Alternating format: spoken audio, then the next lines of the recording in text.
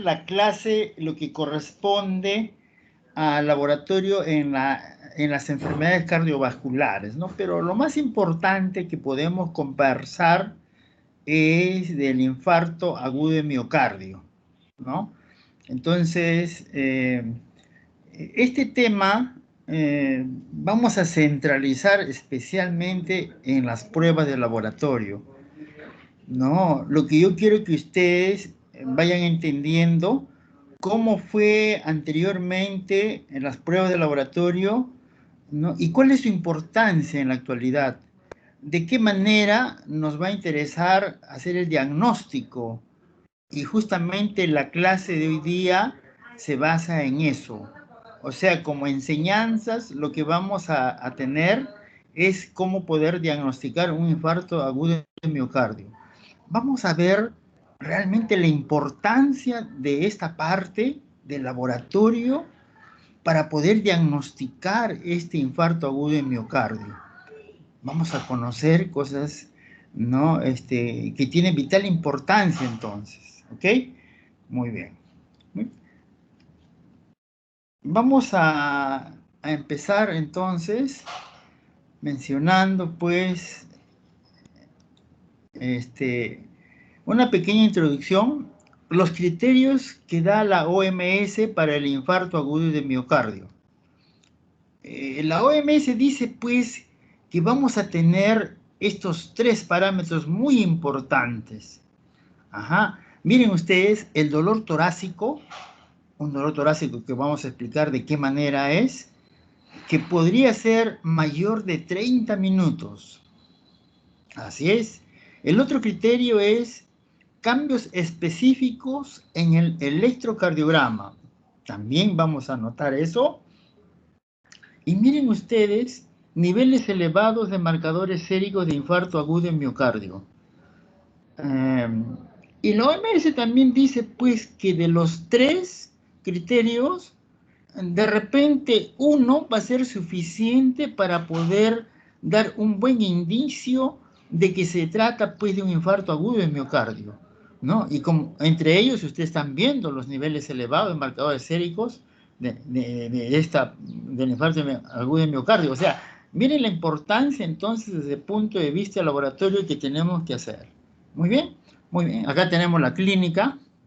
Muy bien, es un señor que está saliendo después de ingerir sus alimentos, y eso así se presenta. Ustedes ya lo conocen. Sale después de ingerir sus alimentos y tiene ese dolor, ¿no? Ese dolor precordial, que es muy característico, como estamos viendo aquí, ¿no? Esa distribución muy notoria en esta parte del pectoral, ¿no? Miren ustedes, ¿no? Y lógicamente esta característica que se irradia hacia el brazo izquierdo, la parte interna de todo el brazo, del antebrazo, ¿no? Ese es muy característico de un dolor, pues, lo que se menciona en la angina de pecho. O sea, la clínica que hemos visto, una parte muy importante. De los tres puntos que vamos a mencionar, dice, entonces, para yo poder diagnosticar en algo este infarto agudo de miocardio, debemos tener, aunque sea un solo criterio, que nos puede dar esa indicación, ¿no es cierto?, esa impresión diagnóstica.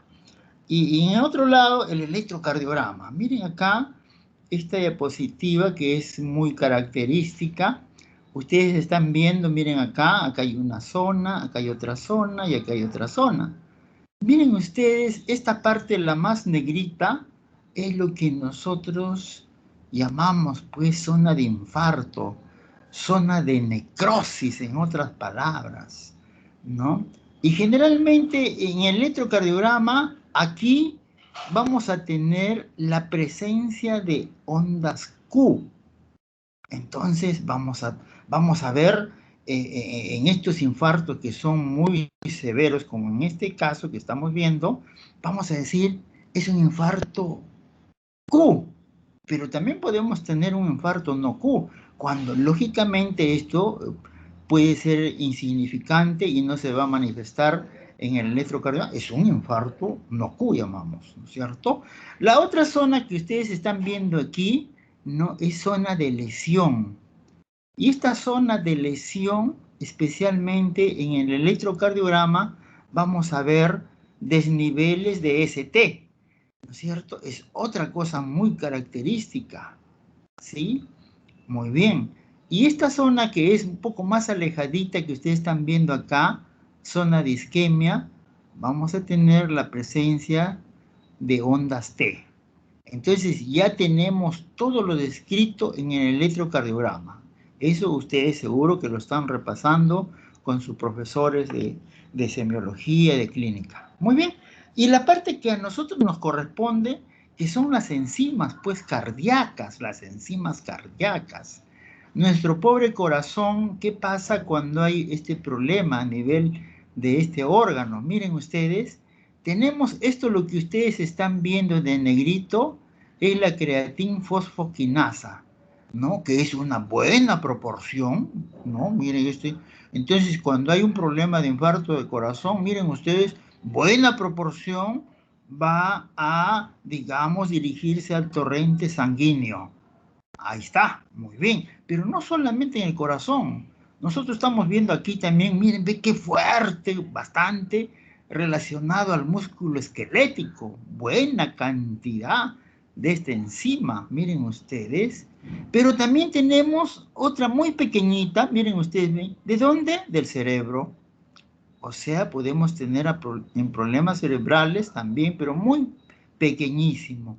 O sea, podemos decir pues que esta enzima realmente no es específica del corazón. Ustedes lo están viendo acá. Podemos tener en estos tres lugares entonces, ¿no? Después vamos a tener lo que nosotros llamamos la TGO que es muy conocida, ¿no es cierto? La aspartato aminotransferasa también se le conoce. Y esta es una enzima que se puede realizar en todo el país. Si uno hace unidad clínica, de ahí es muy importante la unidad clínica, esta es una prueba muy barata, fácil de conseguir en cualquier lugar de nuestro Perú. En los lugares más recónditos vamos a encontrar, ¿no? Pero también es una prueba muy buena, muy buena. No será específica como vamos a ver ahorita, ¿no? Pero nos va a servir bastante. Haciendo una buena evaluación clínica, claro que sí nos va a servir, ¿no? Y fácil de obtener esta prueba. En cualquier laboratorio, por más chico que sea, lo podemos, digamos, encontrar, lo pueden hacer para poder diagnosticar, ayudar en algo para mi paciente. Miren ustedes, la TGO o la aspartato aminotransferasa del corazón, miren ustedes, buena cantidad, pero también buena cantidad del músculo esquelético, miren ustedes, pero buena cantidad también a nivel cerebral, miren ustedes, pero también buena cantidad a nivel hepático, así es. Pero miren ustedes, más abajo, buena cantidad también a nivel del páncreas, ¿no es cierto? Ya un poquito, en menos proporción, miren acá tenemos al riñón, todo lo que se refiere a problemas renales y todo lo que se podría referir, por ejemplo, al vaso también. Y también podríamos tener en los glóbulos rojos una destrucción de glóbulos rojos de matiz y muy pequeñísimas trazas relacionadas al pulmón. O sea, también esta TGO nos puede ayudar, lógicamente haciendo unidad clínica, ¿no? Por supuesto que si este paciente pues tiene un dolor precordial, como estamos mencionando, esto nos va a ayudar. No vamos a pensar pues en un problema muscular, en un problema cerebral, ¿no? Lo más común que nos vamos a referir será pues a un problema infarto agudo de miocardio en todo caso. O sea, todas estas cosas, señores, nos van a ayudar, ¿no? No podemos decir, no, no sirve. Esto que estamos viendo de celestito son pruebas, ¿no? De la, digamos, deshidrogenasa hidroxibutírica, que hoy en día ya no se utiliza tanto, ¿no? No se utiliza tanto, ¿no? Porque también su costo es dificultoso, muy costoso, pero nos pueden ayudar, en algún momento nos ayudaron, ¿no? Y la prueba es un poquito engorrosa, ¿no? Lo que nosotros podemos decir, sí, de la deshidrogenasa láctica, ¿no? Esto verdecito que estamos viendo, miren ustedes, tenemos muy buena cantidad que puede salir de nuestro corazoncito, que ustedes lo están viendo acá. Miren, pero otra parte, ¿en qué lugar? Miren acá, del glóbulo rojo, la deshidrogenasa láctica. Podemos tener en las hemólisis, por ejemplo, y eso es lo que hacemos. Luego, ¿en qué más? Podemos tener ya una menor cantidad a nivel del vaso, miren ustedes. Podemos también tener en menor cantidad, tan igual como en el vaso, muy similar a nivel cerebral, ¿no? O podemos también tener en cantidades más pequeñísimas a nivel del riñón, a nivel del pulmón, y probablemente rasgos muy pequeños a, a nivel del músculo esquelético, ¿no? Entonces, esto pues son las enzimas que normalmente hemos estudiado durante largos años, ¿no?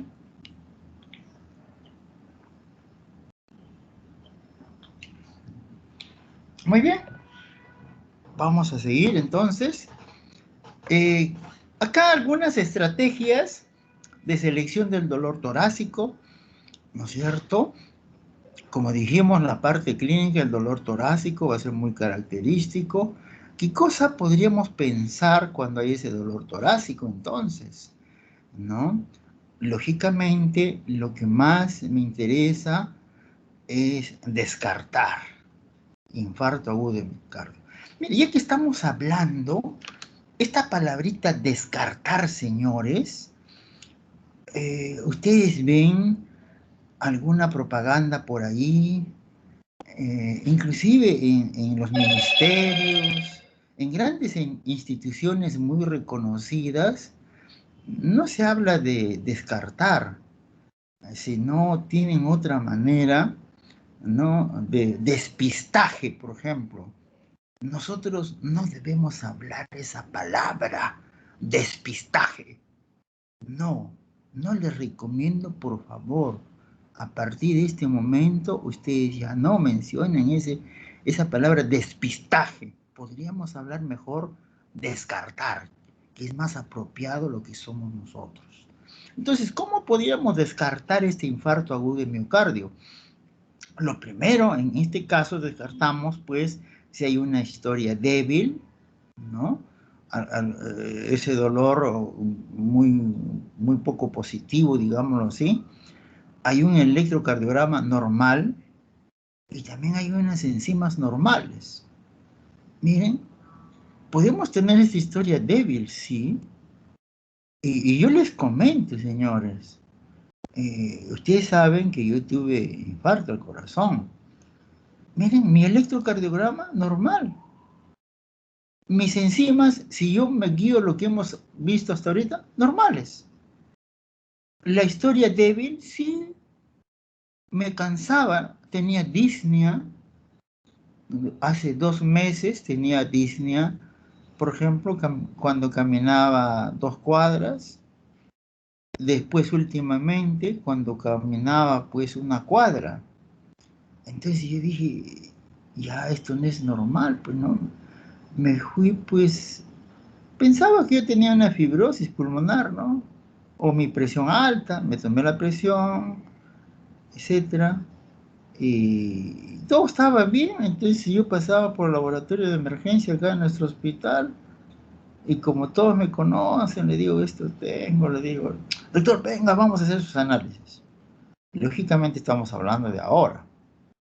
Me sacaron mis análisis, yo ni le dije, hágame esto, y ya sabían, por mi problema sintomatológico. Entonces dije, después voy a irme a hacer mi electrocardiograma. Me fui al 5.º piso, llego al 5.º piso, normal mi electro, y bajo pues nuevamente al laboratorio. Las chicas no sabían cómo decirme. Entonces se movían para un lado, se movían para otro lado. Dije, ah, no, acá hay algo raro. Y, y miren ustedes, solamente eso había como positivo, ¿no? Y vamos a ver de qué prueba. Y lo que marcaba era una cosa pequeñísima, pero esa cosa pequeñísima que ahorita no le voy a decir el nombre, más adelante, para que haga suspenso. Entonces me dijeron, pues esto, doctor, lo más probable es que usted, etcétera, ¿no? Entonces para disimular, vamos a hacer otras pruebitas. No, pero ¿qué me va a engañar? Pues a mí, ¿no? Entonces subí con esos datos arriba, al quinto piso, donde el cardiólogo me había hecho mi electro, y ya me estaba haciendo el papelito para internarme. Y me dijo, pues, realmente, doctor, usted tiene infarto y le vamos a hospitalizar. Le estoy haciendo su papelito para que vaya por emergencia, por ahí usted se va a internar y le esperamos acá. Entonces yo bajé pues para eso, y llamo pues a mis conocidos que siempre tengo pues en otros lugares, y me dijeron, pues no, vente por acá. Y me fui pues a ese otro lugar. ¿Y para qué? A mí todos me conocen, con amores me recibieron, me hicieron quedar ahí en el INCOR. En el INCOR pues es difícil llegar, ¿no? Casos muy severos nomás llegan así. Entonces miren ustedes, en este caso dice alta lo que hubiera pasado si me hubieran dado de alta, así nomás, o hacer pruebas. Entonces, para esto yo les cuento para que ustedes, frente a estos datos de enzimas normales, aparentemente normales, porque ahora hay cosas más buenas, estamos hablando de este del pasado, el electrocardiograma normal y una historia débil de la clínica, no podemos dar de alta a nuestro paciente. Tenemos que seguir investigando. Muy bien, eso sería un caso. Otro caso sería, miren, veo un desafío para el diagnóstico cuando tenemos una historia positiva, lo que yo tuve, pues, ¿no es cierto? Esa clínica que me cansaba, la Disney, etcétera. En este caso, un electrocardiograma inconcluyente, el mío no, era normalazo. Y acá dicen ya, pues, este electro ya era, pues, una cosa que te llamaba la atención, ¿no? Y las enzimas dudosas. Entonces, en este caso, miren ustedes, no está nada definido, hay que hospitalizarlo. Hay que hospitalizarlo, hay que repetir las enzimas y hay que repetir el electrocardiograma. ¿Ya? Eso es lo que tenemos que hacer, señores. Y más otro cuadro clínico donde lógicamente ya hay una historia positivaza, ¿no? Ese dolor torácico con la irradiación al brazo izquierdo, de esa manera, el borde interno de ese brazo izquierdo, un electrocardiograma después con todas las características que hemos estado mencionando y las enzimas alteradas, lógicamente esto ya es un infarto pues cantadazo. Entonces este paciente ya tiene que entrar de frente a la UCI y continuar con el tratamiento, ¿no? Ya el tratamiento pues será médico, será quirúrgico, etcétera, etcétera. Entonces, más o menos ustedes para que vean qué estrategias se van a tomar frente a este dolor torácico de nuestros pacientes. Muy bien, podemos hablar algo de la fisiopatología. Ya sabemos pues que este infarto se puede producir de acuerdo si hay una ruptura de una placa ateromatosa, ¿no es cierto?, que tienen esas personas. Después de esa placa ateromatosa vamos a tener un síndrome coronario agudo sin desnivel ST, ¿no es cierto? O sea, no hay una lesión a nivel, y esto lo podíamos tener presente como una angina estable. Ya ustedes saben qué cosa quiere decir angina estable. Entonces, lógicamente acá el factor de riesgo es disminuido y podríamos dar un tratamiento antiplaquetario, nada más. Cuando decimos tratamiento antiplaquetario, básicamente de indicar pues aspirina, ¿no? Eso es lo que sale en la televisión, ¿no? Últimamente estaba viendo en la televisión lo que sale pues la aspirina, ¿no es cierto? De Bayer sale, etcétera. Bueno, ese es un camino que podemos tomar. Pero podemos tomar otro camino también cuando hay un síndrome coronario agudo sin desnivel ST, ¿no? En este caso, podríamos pensar que puede haber un trombo plaquetario, ¿no? Y esto puede darnos, pues, la sintomatología de una angina inestable, que ya ustedes saben toda la sintomatología que presenta ello, Y nuestro electrocardiograma nos puede dar un infarto de miocardio no Q. O sea, puede ser una cosa muy leve, ¿no? Lógicamente acá se puede instaurar un tratamiento pues fibrinolítico, ¿no? Entonces ese tratamiento fibrinolítico que realmente ya está dado pues para destruir esos coágulos, digamos, de ese trombo que se ha desprendido probablemente, ¿no? Como en este caso se puede dar la heparina, ¿cierto? Un tratamiento antiplaquetario, ¿no? Y otro tratamiento que se puede completar con algún antitrombótico también, lógicamente. Pero si nosotros tenemos un síndrome coronario agudo con desnivel ST, ya la cosa es bastante severa. Ya esto te está indicando desnivel ST, ¿qué cosa era? Lesión, ¿no es cierto? Entonces la cosa es brava, como podríamos decir, ¿no? Aquí, lógicamente, vamos a tener un trombo, ¿no es cierto? Fibrinolítico y plaquetario también. Vamos a tener, lógicamente, un infarto de miocardio con onda Q.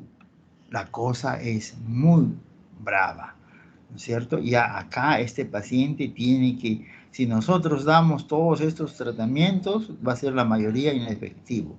Vamos a tener que dar cosas mayores y probablemente ya un tratamiento pues invasivo o un tratamiento quirúrgico, que es lo que se indica en esos casos, ¿no? Muy bien, acá vamos a ver si nosotros tenemos un paciente con un dolor torácico no traumático, o sea, no es por un golpe, un traumatismo. Miren ustedes el porcentaje de cada uno de ellos. Por ejemplo, acá tendremos un síndrome coronario agudo que puede ser del 54%, un dolor torácico no traumático no filiado, o sea, no corresponde a nada aparentemente, 38%, o un dolor torácico cardiovascular no coronario, un 6%, o un extracardíaco que sería el 2%. Vamos a analizar cada uno de ellos. El síndrome coronario agudo del 54, una incidencia, miren ustedes, si hay un aumento de ST, o sea, desniveles ST, que podría corresponder al 14%. En este caso hay una mortalidad del 10%, ¿no? 17% que van a corresponder al final un 10% de mortalidad. Cuando es un síndrome coronario agudo sin desnivel ST, que es generalmente un 40%, ¿no? Miren ustedes, o sea, no hay mayor compromiso, no hay una lesión, en otras palabras, una mortalidad del 10%, lo que correspondería finalmente al 5%, ¿no? Para que ustedes vean, miren, a mayor gravedad, lógicamente, va a haber mayor mortalidad, ¿no? A menor gravedad, como en este caso, va a haber menos mortalidad. Muy bien, seguimos acá. A lo que aparentemente es no filiado, que corresponde al 38%, probable coronariopatía 15%. Sin diagnóstico, 23%. O sea, todo esto, miren, nos va a dar una mortalidad muy bajísima, 1%. Y si nosotros evaluamos un problema cardiovascular no coronario, que como hemos dicho acá corresponde al 6%, como por ejemplo podríamos anotar acá la disección de la aorta, una incidencia de 5 a 30 por cada millón de personas. Esto nos puede dar una mortalidad del 75%. ¿Ah? Y al final un 25% de esa mortalidad de todo el total. Y una extracardíaco que aquí hemos puesto 2%, que podríamos poner por embolismo pulmonar, hemos tenido la clase anterior ya de ello, incidencia 7 por 1000, ¿no es cierto? Mortalidad 30%, lo que podría corresponder a un 17% total, ¿no? Y un neumotórax que podríamos también tener por ahí, ¿no? Entonces, para que ustedes vean un dolor torácico puede no solamente deberse a un problema coronario, sino a otros componentes, ¿no? Acá como probable no se sabe, no hay mucho diagnóstico, 38%, que es bastante, un 6% no coronario y un 2% extracardíaco, como hemos visto acá, como el embolismo pulmonar o un neumotórax, ¿no? Eso para poder comprender también el dolor torácico, de dónde más podríamos tener. Muy bien, ahora vamos a hablar sobre la variabilidad en los patrones de presentación del infarto de miocardio agudo. Miren, señores, tenemos, por un lado, miren, 25% de los pacientes no presentan cuadro doloroso clásico, lo que hemos visto, ¿no? Miren ustedes, pero pueden tener infarto, ¿no? Así es, yo tampoco tuve dolor, solamente disnea. Miren, 25% no presentan dolor.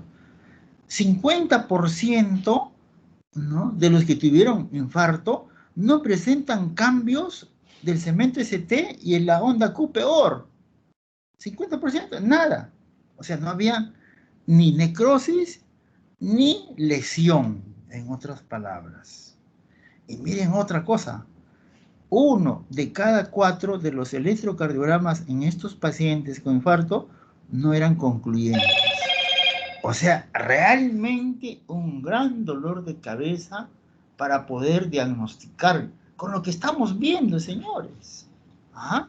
Muy bien, ante estos casos resulta imprescindible evaluar e interpretar adecuadamente los hallazgos de laboratorio con relación a los marcadores séricos. Entonces, estamos frente a un compromiso muy grande de nosotros, que el laboratorio me va a indicar mucho. Entonces, señores, permitirán entonces diferenciar entre un buen y un mal manejo terapéutico. Lógicamente, ¿no? De ahí depende su situación clínica de ese paciente. Entonces, estamos frente a un hecho muy especial, señores. De ahí la importancia de lo que tenemos que aprender, de lo que vamos a ver ahora. ¿Ah? No es tan sencillo, entonces. Muy bien, vamos a seguir. Podemos decir miren ustedes, alrededor del 5% de los pacientes que acuden a urgencias, no estamos hablando de emergencias, a urgencias es un poco más relajada, en otras palabras, alrededor del 5% de los pacientes que acuden a urgencia presentan como sintomatología principal dolor torácico. 5%. Ajá. Entonces, esto incluye, lógicamente, emergencia, ¿no? 5% vienen por dolor torácico. Dice además, menos del 50% de este dolor torácico son de etiología cardíaca. Menos del 50% son de etiología cardíaca. ¿Se dan cuenta? Muy bien.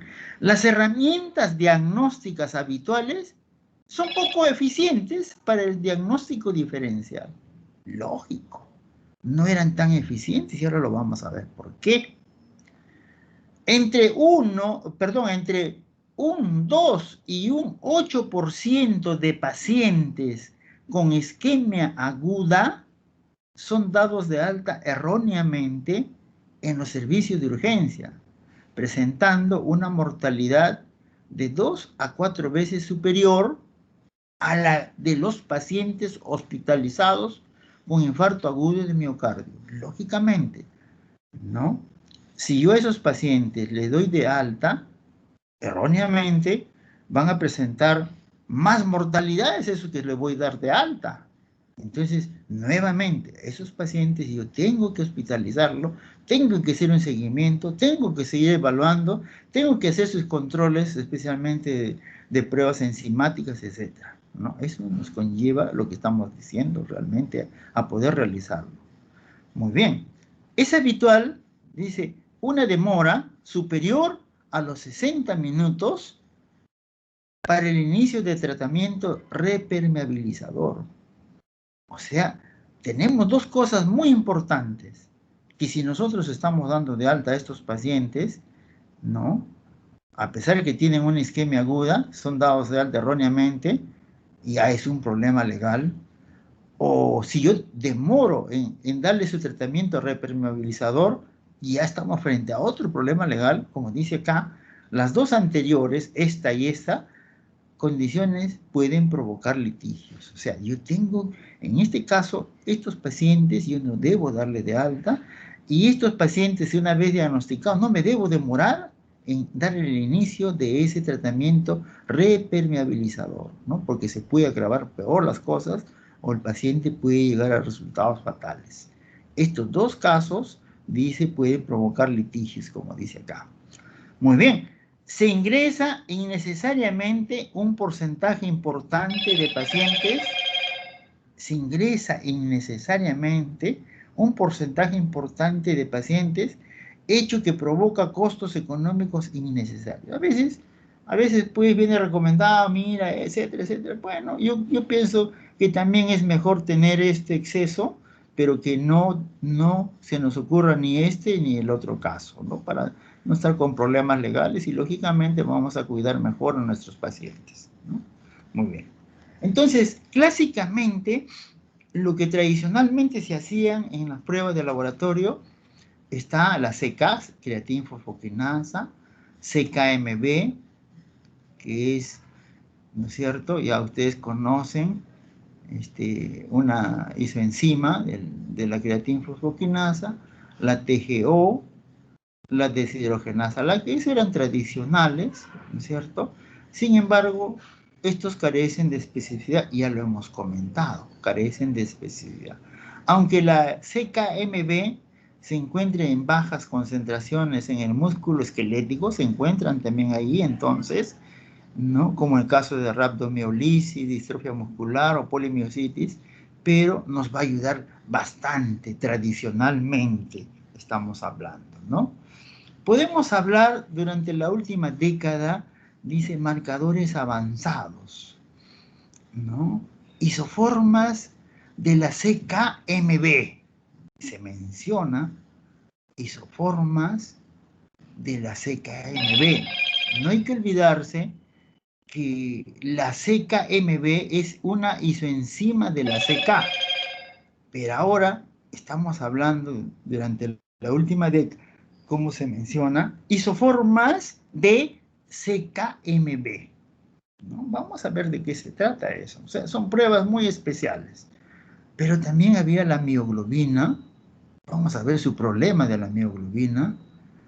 Y lógicamente también es lo bueno que podemos obtener de la mioglobina. Las troponinas cardíacas, miren ustedes.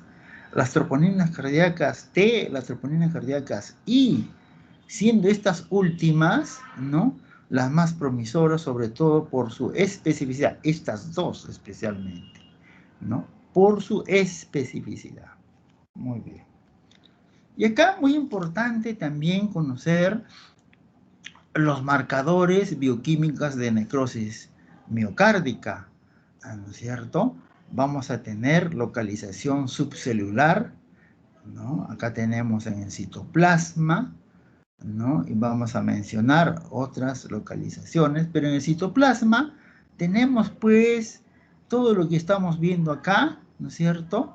La isoenzima MB de la creatinfosfoquinasa, vamos a tener acá la deshidrogenasa láctica, la TGO o el aspartato aminotransferasa, la mioglobina, y también la isoenzima BB del glucógeno fosforilasa, ¿no? La isoenzima BB de la glucógeno fosforilasa, ¿no? Estos son, digamos, de localización citoplasmática, así es.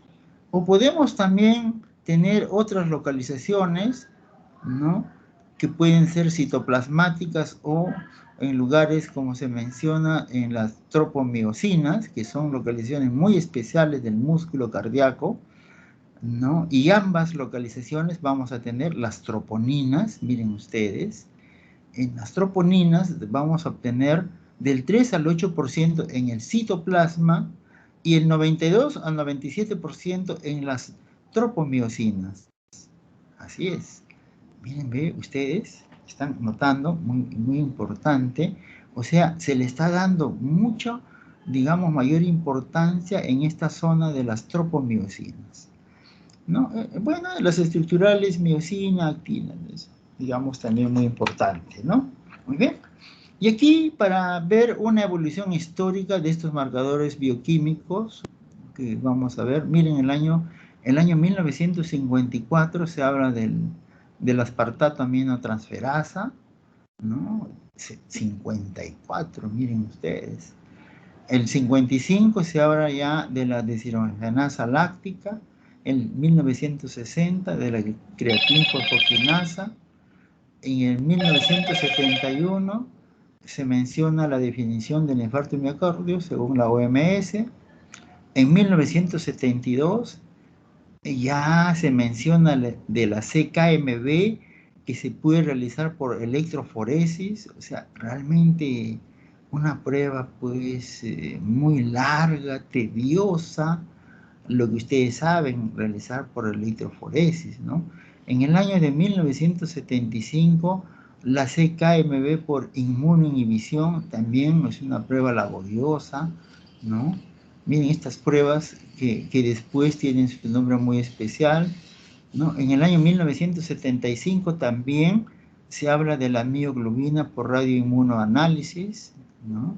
Una prueba muy especial, ¿no? Donde había pues irradiación, sujetos podían irradiarse demasiado, tendríamos que actuar con mucha precaución. En el 1985 la CKMB por concentración, ya un poquito más avanzado. En el año 1989 se habla de la troponina cardíaca tipo T. Ajá. En el año 1989 también se habla la mioglobina por inmunoanálisis no radioisótopo. O sea, esto era radioactivo, este ya no era radioactivo, miren, para evitar pues hacer daño a la persona que procesaba. En el año 1990, aquí ya se habla, miren, de las isoformas de CKMB. No estamos hablando de isoenzimas, ojo, isoformas. En el año 92 se habla de la troponina cardíaca tipo I. Vamos a ver esta troponina I con la T, cuáles son las diferencias, cuáles podíamos elegir mejor. En el año de 1992 se habla de la troponina cardíaca T para estratificación de riesgo, ¿no? Como una alternativa. En el año de 1995 se habla de la troponina cardíaca T, un sistema de punto de corte, muy especial este método de laboratorio. 1997 se habla también de la troponina cardíaca T para tratamiento antitrombótico. Bueno, es una posibilidad, ¿no?, que se puede hacer. 1999 se habla de la troponina cardíaca T para fibrinolisis con estas dos fosforilasas 2B y 3A, por ejemplo. Y en el año 2000 se hace una redefinición del infarto de miocardio, ¿no? Entonces, este es algo de evolución histórica de estos marcadores bioquímicos. Y aquí, esta tablita también es muy novedosa, ¿no? Yo quisiera primero ver acá, miren, ve, acá tenemos la CK total, ¿sí? Acá tenemos la CKMB de actividad catalítica, así es. Acá tenemos la CKMB de concentración másica, la mioglobina, la troponina T y la troponina I, ¿ya? Estas son las pruebas, entonces, y acá las características que podrían presentar cada una de ellas, que sean muy prácticos, que sean disponibles, que el tiempo de análisis que sea corto, especificidad, sensibilidad precoz, sensibilidad tardía, en la parte económica, y disponibilidad en los laboratorios con puntos de corte, ¿no? Muy bien, pero miren ustedes, para poner, digamos, más fácil, la practicabilidad eran todos prácticos. todas estas pruebas, lo que hemos mencionado, ¿no? Disponibilidad de métodos, también habían todos. Tiempo analítico corto, todos. Muy bien, acá, especificidad elevada. Si nosotros teníamos que ver de la especificidad elevada, que realmente nos interesa, nos quedamos solamente con las dos troponinas. Después vamos a ver cuál de estas dos será mejor, ¿no es cierto? Vamos a ver más adelante. La sensibilidad precoz, miren, la sensibilidad precoz, no olvidarse esta especificidad elevada, señores, ¿ah? La sensibilidad precoz, miren ustedes, en la mioglobina. O sea, la mioglobina son unas pruebas que se pueden, digamos, determinar muy tempranamente, pero no es específica, desde ahora les digo, no es específica. ¿Ustedes también, especificidad elevada? No, no tiene. Muy bien, sigamos. Sensibilidad tardía de infarto miocardio, ¿quiénes son las únicas? Las dos troponinas. O sea, yo creo que ustedes deben sacar acá sus conclusiones. Lo económico, solamente, ¿no? Esta de acción, actividad catalítica, la CKMB, ¿no? La única, el resto no. Disponibilidad en puntos de corte, todos menos esta CKMB de actividad catalítica, ¿no? Entonces, esto es para que ustedes tengan una idea, ¿no? Cuáles son las características de estos principales marcadores que vamos a estudiar, ¿sí? Y aquí también un cuadro de estas enzimas que acabamos de mencionar. Miren ustedes, la mioglobina, la CK total, la CKMB, la CK isoformas, ajá, la troponina T y la troponina I, ¿no? Por ejemplo, la mioglobina, de todos estos datos, miren el peso molecular, el incremento inicial, el incremento máximo, duración del incremento, intervalo de muestreo. Por ejemplo, la mioglobina, si nosotros nos fijamos acá, el peso molecular es la que tiene menos peso molecular, 17.800 Dalton, ¿no? El incremento inicial, o sea, ¿a qué tiempo de un infarto se puede ver?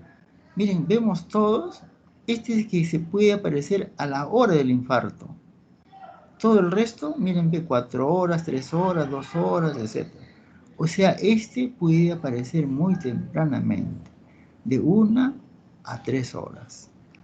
El incremento máximo, en este caso, miren, también el de menor tiempo, de 6 a 7 horas, ¿no?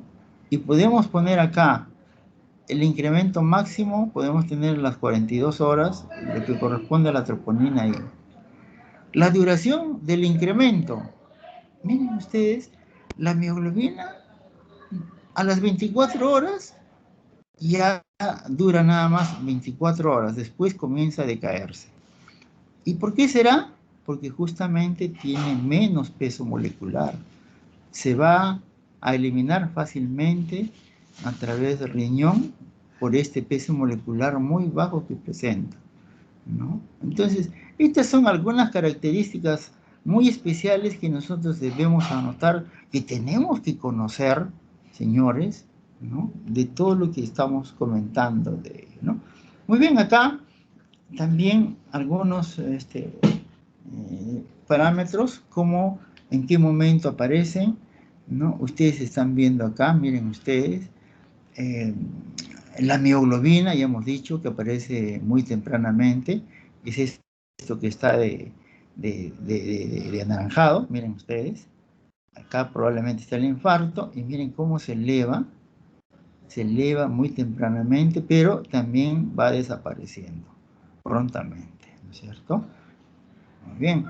El otro que estamos viendo acá, lo que hemos comentado, la TGO, miren, ve cómo aparece, es cantidades sostenibles, ¿no es cierto? Y va desapareciendo posteriormente, ¿no? Estos son a las horas, ¿no es cierto? Y luego el CK total es este de acá, este moradito que ustedes están viendo. Miren cómo se eleva tremendamente, valores muy altos, ¿no es cierto? Y luego deprimen. Y acá tenemos la CKMB, ¿no es cierto? Esto que está acá, también medio anaranjadito, rojizo, así, muy tempranamente, ¿no? Así es.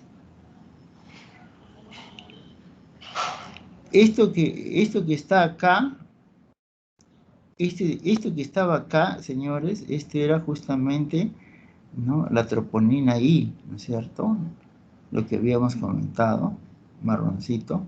La que está de negrito, es la TGO. Como comentábamos, un marcador que hay en todos los laboratorios, fácil de determinar. Y el otro marcador que a mí me interesaría que ustedes lo vean, miren, acá está la deshidrogenasa láctica. La deshidrogenasa láctica es este amarillito que ustedes están viendo, ¿no? La deshidrogenasa láctica, que aparece valores muy pequeñísimos, ¿no? Pero miren, ve, a medida que va evolucionando, mientras otros marcadores están decayendo, comienza a aumentar más. O sea, es un marcador tardío, ¿no? Es la deshidrogenasa láctica tipo 1, y muy poco también vamos a tener el tipo 2, ¿no? Especialmente esas dos tipos, pero más la 1. O sea, es un marcador tardío, ¿ya? Eso es lo que podemos decir de él. Y aquí también otras ventajas e inconvenientes que podemos tener. Por ejemplo, la seca total, ¿no es cierto? Acá tenemos rapidez analítica, disponibilidad analítica, capacidad de detección en reinfarto, bueno, etc. Los inconvenientes de seca total: escasa cardioespecificidad, es cierto, escasa también sensibilidad, poco útil para predecir riesgo cardiovascular. Recomendable solo si no se dispone de la medida de concentración de CKMB o de las troponinas. Lógicamente, esos son las mejores, lógicamente, ¿no? La CKMB en actividad, aparte de las ventajas ya conocidas, los inconvenientes, en este caso ya ahora a la fecha, tiene escasa cardioespecificidad, escasa sensibilidad, poco útil para predecir. Esto también es recomendable cuando no se tiene, pues, de la medida de concentración de CK o CKMB o las troponinas. Y si nos referimos a la CKMB, miren ustedes, lo que me interesa es esto, porque casi todos son iguales. Usar como alternativa si no se dispone de troponinas, nada más. Si no hay troponina, esto nos va a ayudar. La mioglobina, de igual manera, ¿no? Si nosotros verificamos, casi acá las ventajas son similares. Los inconvenientes, acá, si acá era escasa cardioespecificidad, acá es poca cardioespecificidad de la mioglobina, ¿no? Poca sensibilidad global en el infarto, no detecta infartos poco extensos, no va a detectarlos. Poca sensibilidad en el diagnóstico subagudo de infarto, poco útil para predecir el riesgo cardiovascular, ¿no? No utilizar lógicamente como único marcador esto, no. Nos puede ayudar al inicio, sobre todo, nos puede, pero si es un infarto muy poco extenso, no nos va a servir mucho. Las troponinas, en este caso, sí es diferente, ¿no? Casi todas tienen las ventajas, ¿no es cierto? Rapidez, buena sensibilidad diagnóstica, miren ustedes, ya con esto ya yo puedo diagnosticar definitivamente, ninguno tiene esa sensibilidad diagnóstica. Cardioespecificidad, lógicamente, ¿no? Capacidad de predicción de riesgo cardiovascular, etc. Es lo que más me interesa. Como inconvenientes, escasa introducción, ¿no? Antiguamente había poca introducción de este producto, ¿no? Poca sensibilidad en el infarto muy precoz, menos de 3 horas, lógicamente no podríamos determinarlo. Utilidad limitada para detectar reinfarto precoz, ¿no? Y acá la recomendación: útil como marcador único, lógico, para poder yo diagnosticar. su medida debe ajustarse a las recomendaciones actuales. Entonces, hoy por hoy, lo más indicado serían las troponinas. Entonces, de acuerdo a lo que estamos viendo, no hay un marcador ideal, es la pregunta. Realmente no existe como un marcador ideal. Sin embargo, el análisis estratégico de una combinación de estos mismos en el momento oportuno puede ser de mucha utilidad en el diagnóstico del infarto de miocardio agudo. O sea, esa combinación va a tener que realizarse, ¿no? Muy bien. Aquí nuevamente, miren ustedes, lógicamente, aquí estamos observando, por ejemplo, las isoformas de CKMB, es lo que vamos a poder determinar muy tempranamente, ¿no? Y acá luego lo acompaña este celestito, que es la mioglobina, ¿no? Lógicamente la CKMB es un poco más específica. Luego, en aparecer, vamos a tener las troponinas. Acá están las dos troponinas que se ven, ¿no es cierto? ¿Sí? La I y la T. La T y esta de acá, rosadita, que es la I, ¿no? Entonces, ese sería en cuanto a estos marcadores. Entonces, el marcador cardíaco ideal, dice, debe ser aquel que tiene una elevación prolongada para poder dar un diagnóstico precoz dentro de las 2 a 6 horas después de iniciarse el ataque. Así como el tardío, no más de 7 días, ¿no? Tener también, lógicamente, una especificidad cardíaca que sea de utilidad clínica y que el rendimiento sea excelente, sensible, rápido, fácil de realizar, eficiente en cuanto a costos, ¿no? Entonces, a veces, todas esas cosas es un poco difícil, ¿no? A bajo costo más aún, peor todavía, ¿no? Podemos hablar de la mioglobina. Ya hemos comentado algo. Ajá. Es una proteína de bajo peso molecular, ya lo hemos comentado, menos de 18.000 Dalton, presente en todo el tejido muscular, ¿no es cierto? De ahí su nombre. Como proteína captadora de oxígeno, sirve como reserva del mismo, facilitando su disponibilidad en la célula muscular cardíaca, ¿no? Son factores muy importantes que hay que tener presente en esta mioglobina entonces, ¿no? Seguimos. Realmente esta mioglobina es liberada a la circulación procedente de las células miocárdicas dañadas y puede ser demostrado luego de pocas horas de producido el infarto. Así es, ¿no es cierto? Es liberada y se va a demostrar pocas horas de haber producido este daño. Se incrementa o se aumenta entre la primera a la tercera hora de este infarto.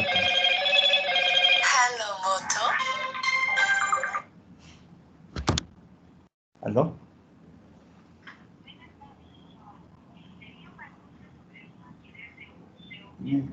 ¿Me puede llamar en media hora, por favor? Estoy ocupadito, ¿ya? Bueno. Muy bien. Entonces, como dije, se incrementa entre la primera y la tercera hora de este infarto, ¿no? O sea, realmente podemos decir que esta mioglobina es más rápida que los otros marcadores, señores. Pero fatalmente no es muy específica, ¿no? Nos puede ayudar, señores. Por eso dije, podemos utilizar combinación, porque no hay un marcador ideal, como hemos dicho hace un momentito. Muy bien, seguimos. Debido a su reducido tamaño, es liberada fácilmente por el tejido miocárdico necrótico. Y esta es otra cosa importantísima, entonces. Por ese peso tan pequeño, fácilmente es liberada. Y asimismo, miren, filtrada rápidamente por el glomérulo, retornando a valores normales a las 24 horas de producido el evento. Así es que ya sabemos ese peso pequeño que tiene, ¿no? Estas propiedades le otorgan a la alta sensibilidad en las primeras horas. Podríamos, claro, decir en las primeras horas va a ser muy sensible, nos va a ayudar la mioglobina. Nuevamente, lamentablemente carece de la especificidad necesaria, porque es indistinguible de la liberada por el músculo esquelético. Ya lo sabemos eso entonces, señores. Actualmente, esto es lo que se usa más como parámetro de reperfusión luego de la trombolisis para tratamiento agudo de miocardio. O sea, si nosotros tenemos un paciente que está con este problema y ya se ha diagnosticado, inmediatamente hay que iniciar el tratamiento trombolítico. Entonces, una vez que se ha iniciado el tratamiento trombolítico, nosotros vamos a dosar la mioglobina y vamos a ver, pues, como dice en efecto, una elevación marcada mayor de 469 nanogramos por mililitro luego de 60 minutos de efectuado el procedimiento es considerado como buen índice de reperfusión, señores. O sea, un dato muy importante, utilizarlo como un parámetro de reperfusión, entonces, ¿no? Y aquí algunas cositas que tenemos que conocer, ¿no? Cuando hablamos, por ejemplo, de la mioglobina, cuando hablamos del CKMB, ¿no? Nosotros normalmente, si nosotros hacemos el dosaje de estas pruebas en los pacientes normales, normalmente miren lo que nos va a dar. Nos va a dar estos valores pequeñísimos, ¿no es cierto? Cortitos que se van a ver en las personas, ¿no? Estos valores, ¿no? Esto recién de acá se va a poder observar, ¿no? Y la CKMB casi no se va a ver nada, miren, como estamos viendo. Este es lo que se conoce como ruido de fondo biológico, ¿no? De estos marcadores no cardioespecíficos. Va a limitar su sensibilidad entonces y su precocidad en el diagnóstico del infarto agudo del miocardio, ¿no? Ustedes lo están viendo, pero muy fácil de poder, si yo quisiera analizar las dos cosas, frente a un infarto, esto se puede elevar un poquitito más. Y miren, ve, y no expresarse más, ¿no? ¿Por qué? Porque este CKMB está por debajo de los valores normales que se pueden detectar. Este es lo que se llama, como dije, ruido de fondo biológico.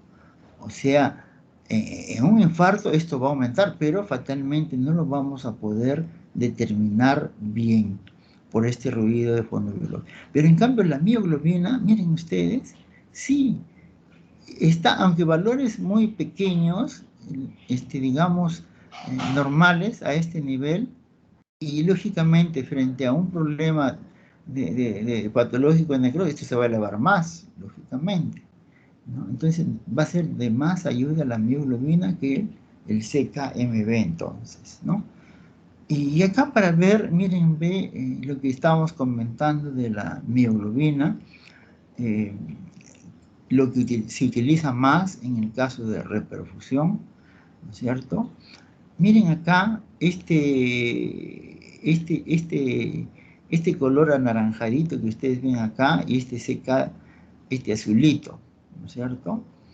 En una reperfusión, ¿no es cierto? Si yo hago una reperfusión y yo hago las pruebas, miren cómo, de acuerdo al dato que hemos visto, la mioglobina se va a elevar bastante, miren, ¿no? La CK no se va a elevar mucho, miren, pero se eleva, pero no en buena cantidad.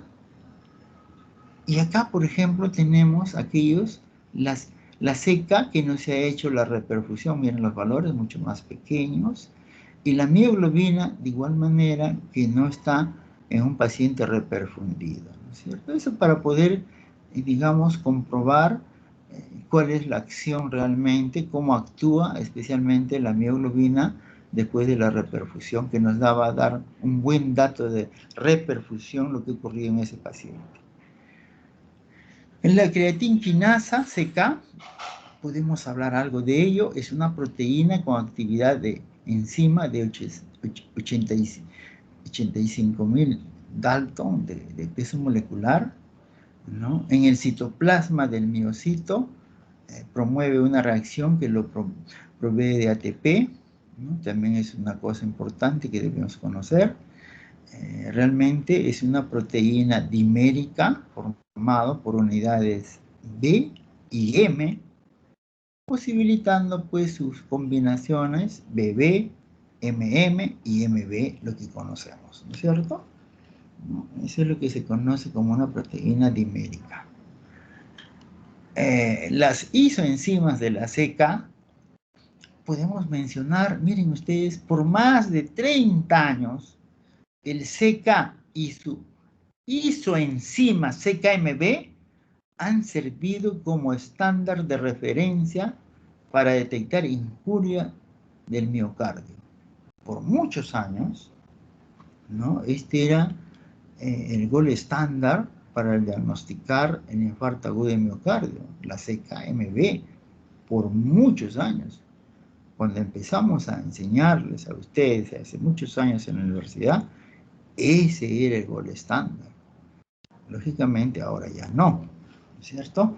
Modificaciones post-translacionales de estas isoenzimas, ¿no? Van a producir 3 isoformas. Esta es una isoenzima de la CKMB, perdón, de la CK. Esta es una isoenzima de la CK.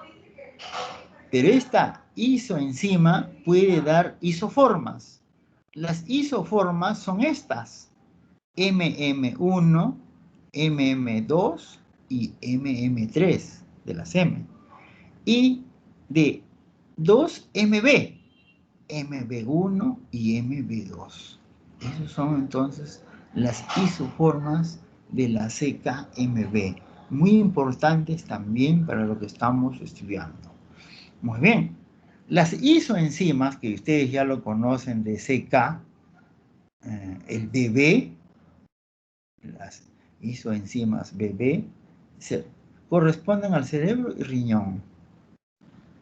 La MM, músculo de M, lógicamente, músculo esquelético, pero también del 1 al 3% de la MB.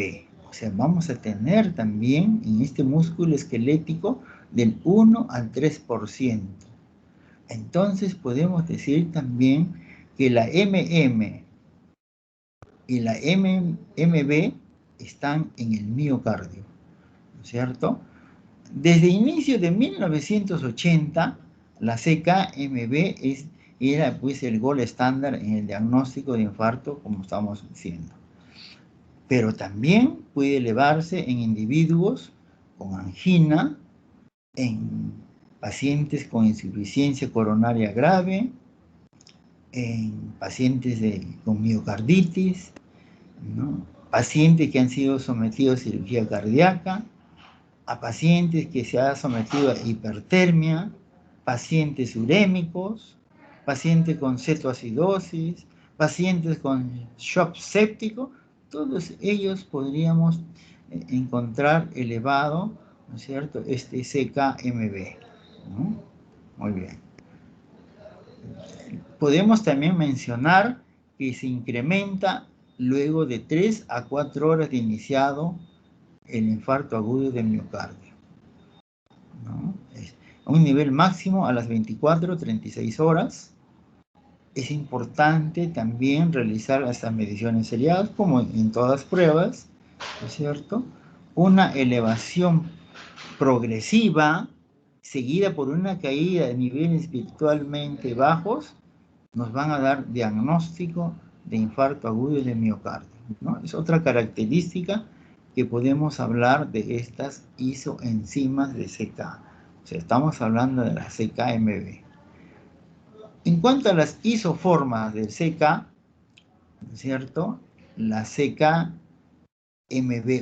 la CKMB2 son subtipos formados cuando una enzima sérica conocida como carboxipeptidasa separa los residuos de la lisina de esta porción terminal de la molécula formada de estas proteínas con diferente motilidad electroforética, ¿no? Ya la cosa es muy complicada para poder realizar estas pruebas, ¿no? Hay que hacer corrido electroforético, ya, entonces estamos hablando de cosas un poquito más laboriosas, ¿no? Más problemáticas, podemos decir, ¿no? Más tediosas, mejor. Ciertas isoformas, lo que estamos hablando, son liberadas a la circulación más rápidamente que lógicamente que la CKMB. Esas isoformas son más rápidamente liberadas. Ajá. Ocasionalmente tan rápido como 1 hora, ¿cierto? Similar a la mioglobina, por ejemplo. A las 4 o 6 horas su sensibilidad es del 56 a 96%. Así es. Son métodos de análisis complicados, ya hemos comentado, electroforesis, su uso no está muy difundido. O sea, estamos hablando de estas isoformas que hemos mencionado, ¿no? Es mucho mejor, lógicamente. Las limitaciones, la sensibilidad en las primeras horas después de iniciar el infarto agudo es bajo, ¿cierto? Y su especificidad es limitada por la posible presencia de daño musculoesquelético, ¿no? Lógicamente, nos puede dar ese problema. Aunque en recientes años la medición de CKMB se realiza con el uso de anticuerpos monoclonales, ya técnicas muy diferentes, con anticuerpos monoclonales, nuevos marcadores aparecieron que proveen mayor sensibilidad y especificidad en detectar el daño incipiente en la célula miocardio.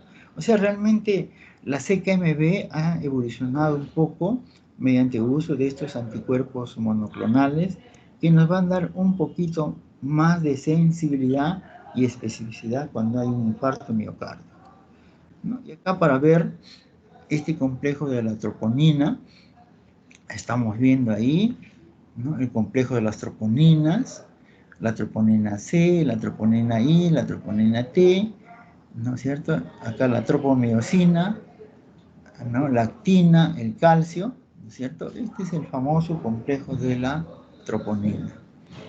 Es uno de los adelantos más importantes para el diagnóstico de infarto. Especialmente hablamos de las troponinas cardíacas T y la troponina cardíaca I. Es de lo más importante, ¿no? El complejo de la troponina realmente regula la interacción mediada por el calcio que puede ocurrir entre la actina y la miosina en el músculo estriado. O sea, ese músculo que está encargado del acoplamiento electromecánico. Ya, también hemos visto en la diapositiva, la figura, el complejo de la troponina está constituido por 3 subunidades, ya lo hemos mencionado, ¿no?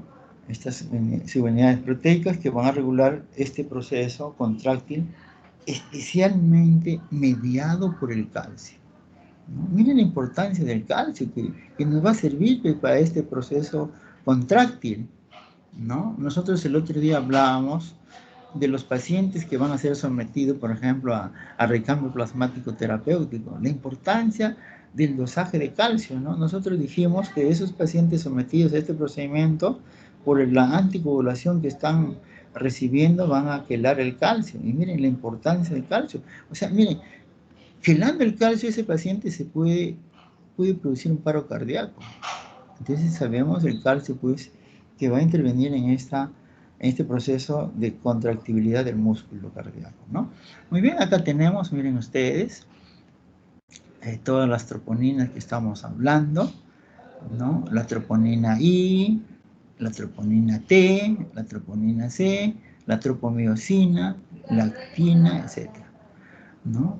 La troponina T, ¿no es cierto?, que ustedes están viendo, se une al complejo de las troponinas, ¿no es cierto?, a todo ese complejo, y también a la tropomiosina, ¿no? La troponina C, que está aquí, se une al calcio y va a iniciar la contracción de este músculo, ¿no?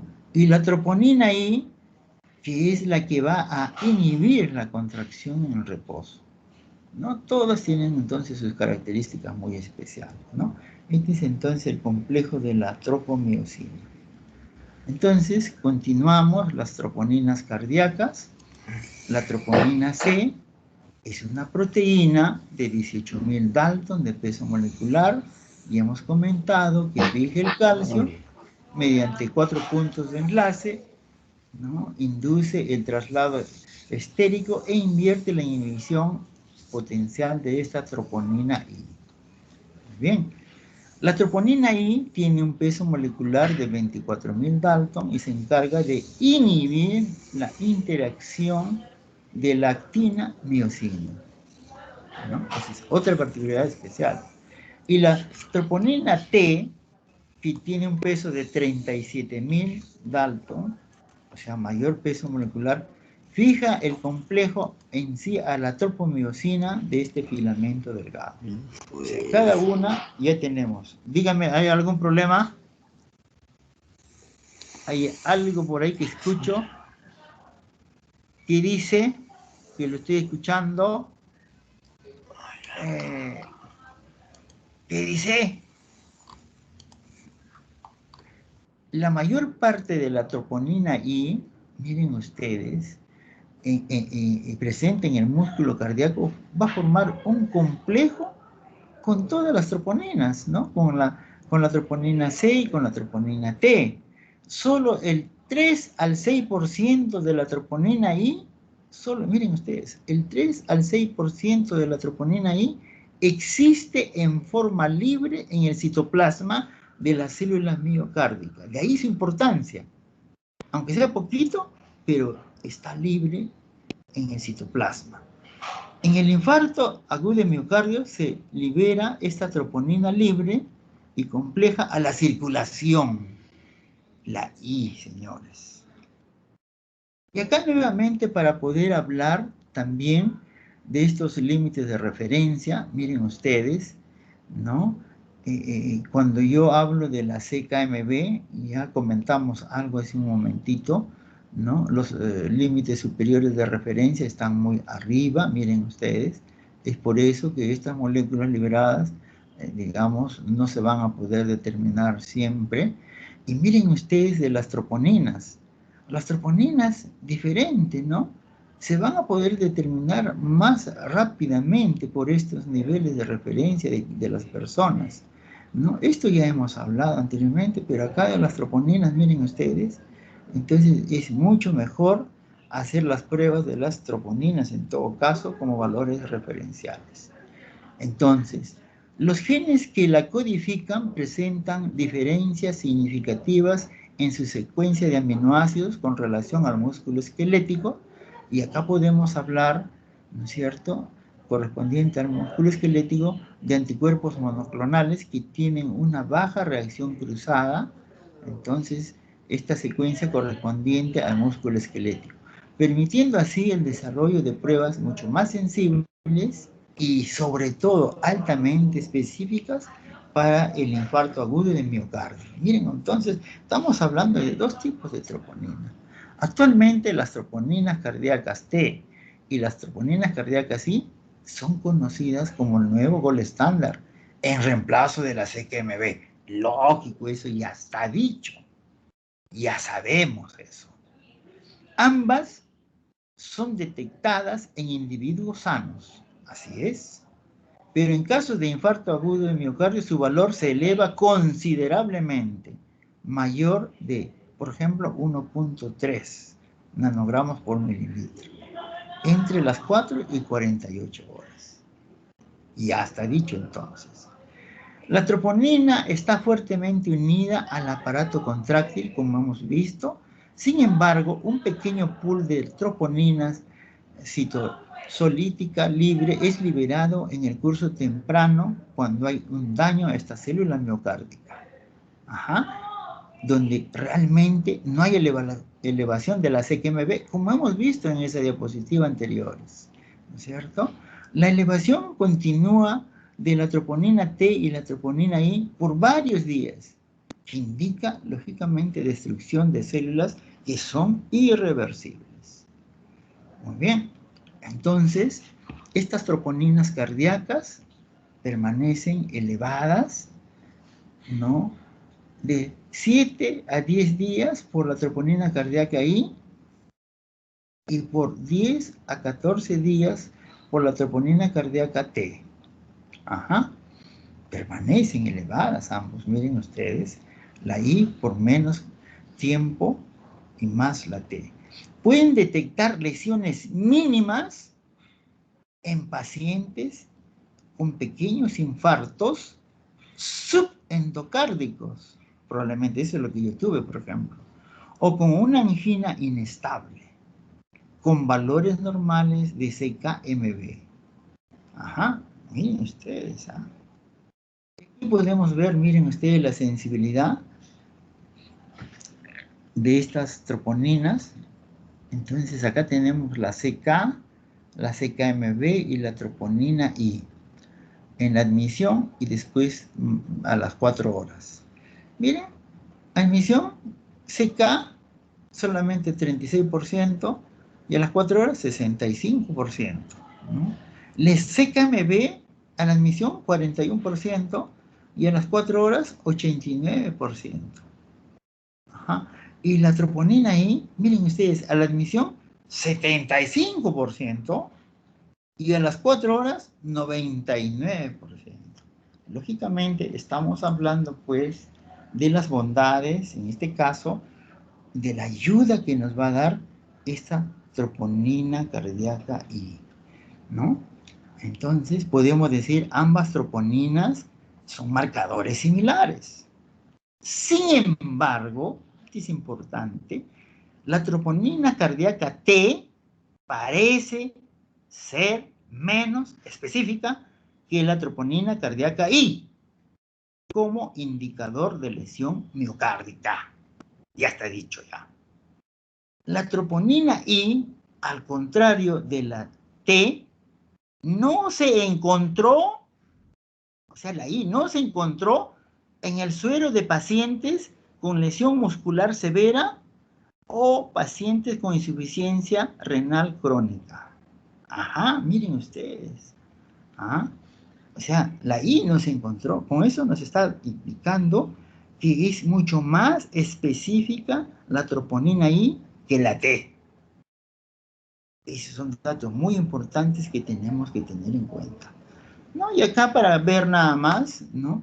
A mayor cantidad de troponinas, miren ustedes, a mayor cantidad de troponinas, en este caso la T, ¿no es cierto? ¿No? Y más días, digamos, que presenta, hay mayor porcentaje de muerte, ¿no? Eso lógicamente ya está comprobado, ¿no? De igual manera, ¿cierto? A mayor cantidad de la troponina cardíaca y también, ¿no? Hay mayor posibilidades de mortalidad, ¿no? Podemos hablar ya finalmente, ¿no? Las troponinas cardíacas, los test analíticos. Podemos hablar, por ejemplo, un método de ELISA cuantitativo de alta sensibilidad que se presenta con 2 anticuerpos monoclonales. Uso streptavidin determina concentraciones en monitoreo. Esa es la forma como se va a realizar esta prueba.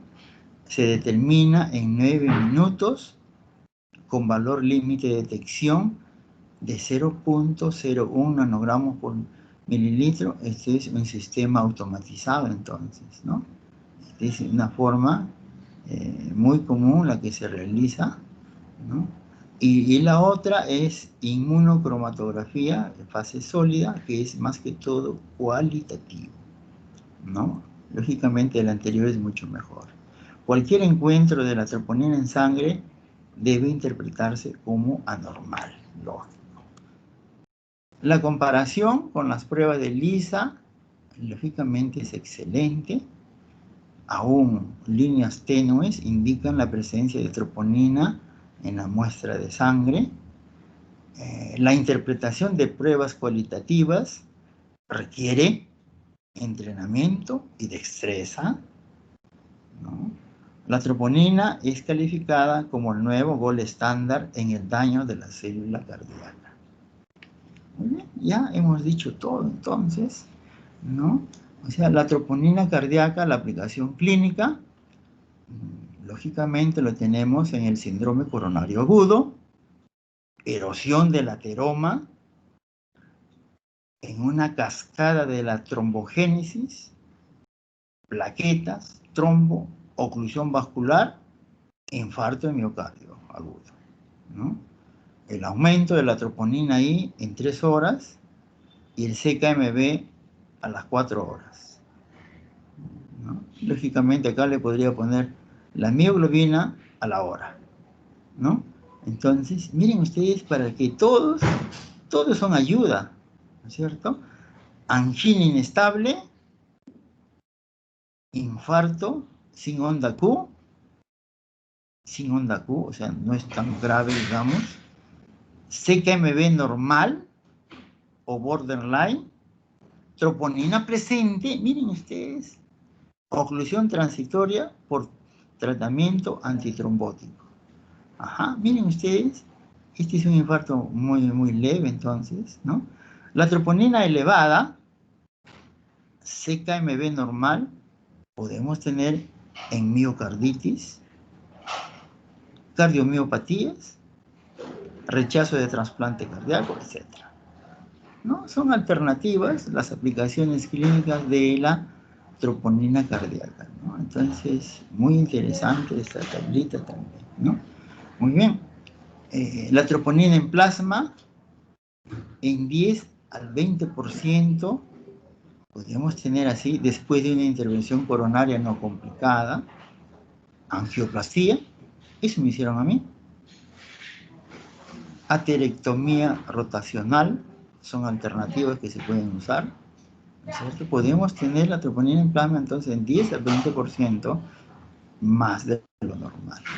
Uso potencial de troponina en el monitoreo de daño cardíaco en paciente con tratamiento con quimioterápicos cardiotóxicos. También es otra alternativa que se puede tomar en cuenta la aplicación clínica de esta troponina cardíaca, ¿no? Y acá podemos hablar nuevamente la troponina versus CKMB. Acá está la CKMB, troponina I, troponina T. Acá cardioespecificidad, peso molecular, aumento en horas, pico de oclusión, pico de repercusión y retorno a la normalidad. La CKMB, mi cardioespecificidad, lógicamente mayores son las troponinas. El peso molecular, el más pesado es la CKMB, lógicamente, ¿no? El aumento en horas, miren, ve, estas dos están más tempranamente entonces, ¿no? Picos de oclusión en horas, a las 24 horas todavía de lo que ha ocurrido, esto a las 16 horas, a las 38 horas. Pico de reperfusión a las 16 horas, a las 12 horas, a las 14 horas. Retorno a la normalidad a las 48 horas, 72 horas, en este caso a los 7 días o a los 10 días, ¿no? Son parámetros que podemos incluir en nuestro estudio. Y finalmente, esta diapositiva que también hoy en día tiene mucha importancia conocerlo, la homocisteína, ¿no? Un aminoácido que produce en nuestro cuerpo una proteína metabolizadora. Podemos decir que los altos niveles podrían producir un daño arterial bastante severo, incrementando el riesgo de enfermedad cardiovascular, ¿no? Digamos, este aminoácido es muy importante que lo conozcamos entonces. Un incremento en el plasma de esta homocisteína nos va a conferir niveles, ¿no? Como si fuera un riesgo vascular independiente, muy similar a lo que puede ocurrir a aquellas personas que fuman cigarrillo o pacientes que pueden tener hiperlipidemia, especialmente los niveles mayores de 15 micromoles por litro, ¿no? O sea, hoy en día debemos hacer también este estudio de la homocisteína, especialmente para poder predecir qué tanto podemos sufrir posteriormente respecto a algún riesgo cardiovascular que podríamos tener, ¿no? Yo creo que esa es la última. Muchas gracias. Si hay alguna pregunta.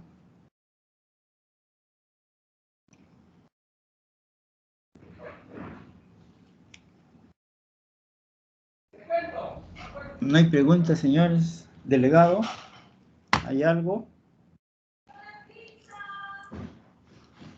Estamos ya a las 7 de la noche, ¿no? Nos hemos pasado de hora. ¿Están ahí? ¿O no están ahí? Sí. Ya. ¿Alguna pregunta? ¿Están cansados seguro? Sí, hemos tenido varias clases. ¿Aló? Dígame, ¿el examen cuándo va a ser? ¿El lunes? Doctor delegado, ¿está ahí? Ya se fue. El examen es el 4, sí, el lunes. ¿El delegado ya se fue? No, está ahí. ¿Y qué ha pasado? ¿Qué? ¿No puede hablar? ¿Delegado? No hay delegado. Bueno, ya, entonces, jóvenes, nos quedamos ahí, pues, ¿ya? De cualquier cosa seguro nos va a conocer su delegado.